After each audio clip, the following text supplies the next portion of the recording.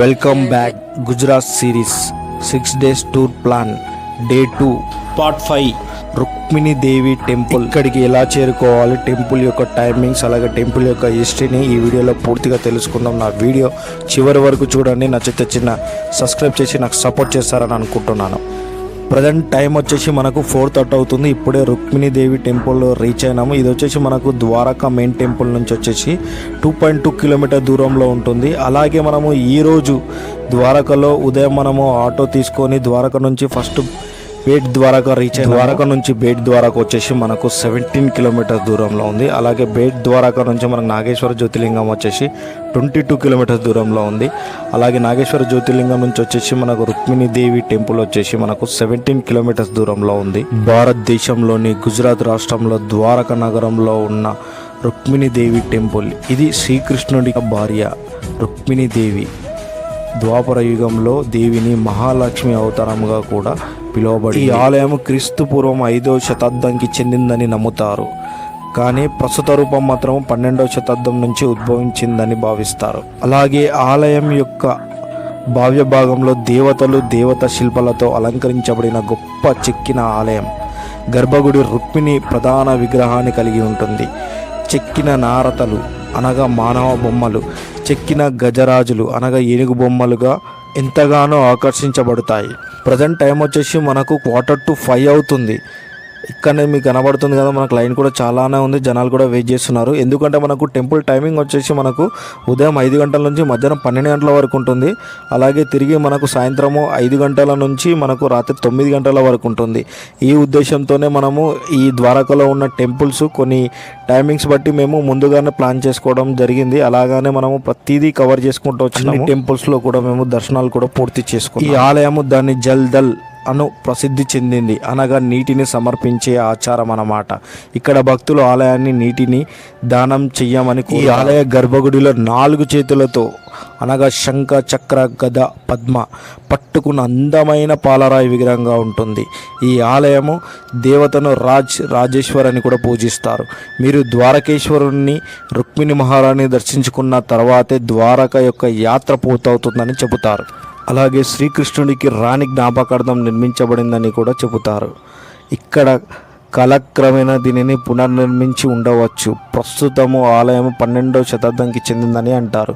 నిర్మాణం మరియు శిల్పాల విషయంలో ఇది ద్వారకాధీష్ కంటే చాలా నిరంబడంగా ఉన్నప్పటికీ అదే విధమైన భక్తి పారవశ్యానికి ప్రేరేపిస్తుంది. మాకు దర్శనం వచ్చేసి 1/2 hour టైం పట్టింది మనకు. కానీ గర్భగుడిలో ఉన్నంతసేపు అమ్మవారిని అలానే చూస్తూ ఉండిపోవాలనిపించింది. అంత బాగుంది అమ్మవారు. మీరు కూడా వెళ్తే చిన్న కామెంట్ రూపంలో చెప్పండి.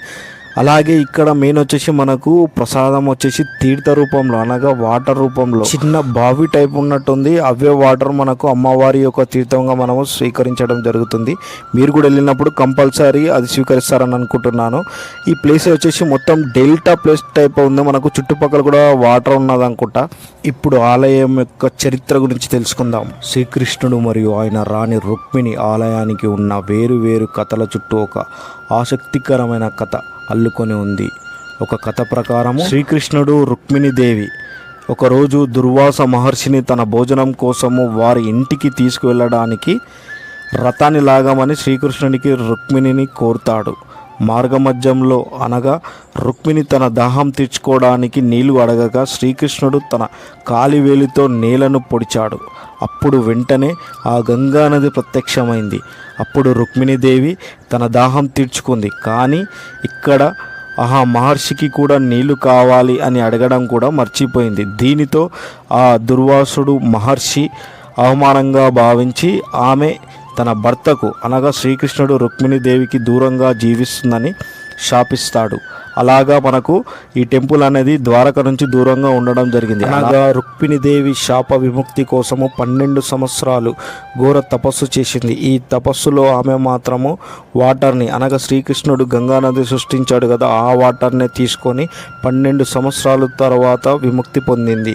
దాని తర్వాత శ్రీకృష్ణుడికి చేరిందని మన పురాణాలు చెబుతాయి. అమ్మవారి టెంపుల్లో మనకు ఆరతి కూడా ఉంది. అది కూడా మీరు వీక్షించి అమ్మవారిని దర్శనం చేసుకుంటారని అనుకుంటున్నాను.